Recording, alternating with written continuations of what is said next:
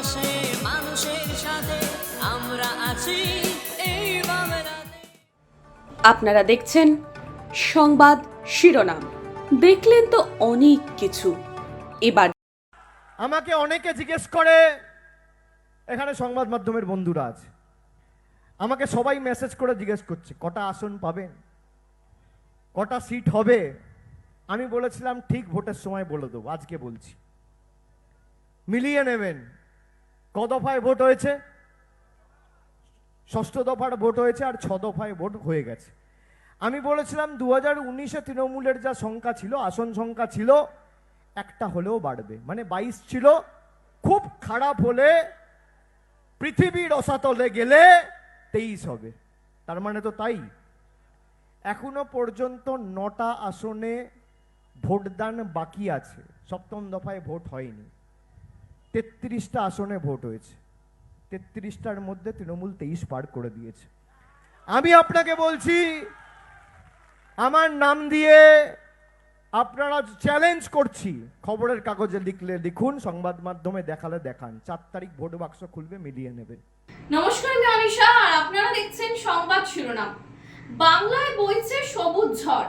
লোকসভা নির্বাচন 2024-এ রাত ছিল ফলাফল।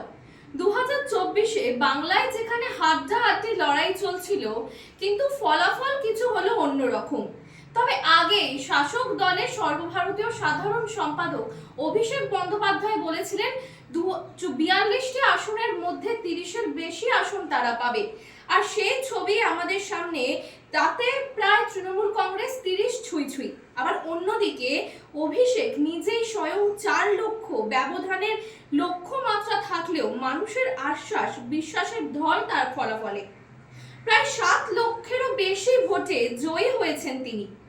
ডায়মন্ড হারবারে তৃণমূল কংগ্রেস প্রার্থী তথা তৃণমূলে কংগ্রেসের সর্বভারতীয় সাধারণ সম্পাদক অভিষেক বন্দ্যোপাধ্যায় 2024 লোকসভা নির্বাচনে বিরোধী দলের পাখির চোখ হয়ে দাঁড়িয়েছিল এই বাংলা, যার ফলে বারবার বাংলার মাটিতে উড়ে আসতে দেখা গেছে প্রধানমন্ত্রী নরেন্দ্র মোদী সহ স্বরাষ্ট্রমন্ত্রী অমিত শাহকে।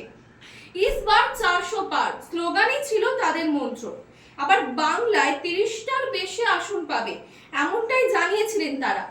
কিন্তু 4 জুন যে মানুষ মহড়ার সম্মুখীন হয়েছিলাম আমরা, যেখানে ছবি সম্পূর্ণভাবে বদলে গেল।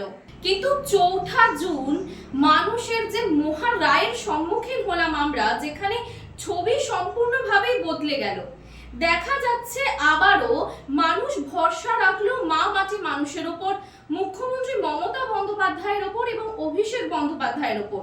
কেন্দ্রে ক্ষমতায় এলেও বাংলার দখল যে এত সহজ নয়, তা যেন মানুষের কণ্ঠে উচ্চারিত হলো আজ। মানুষের পাশে মানুষের সাথে আমরা আছি এই বাংলাতে। আপনারা দেখছেন সংবাদ শিরোনাম। দেখলেন তো অনেক কিছু। এবার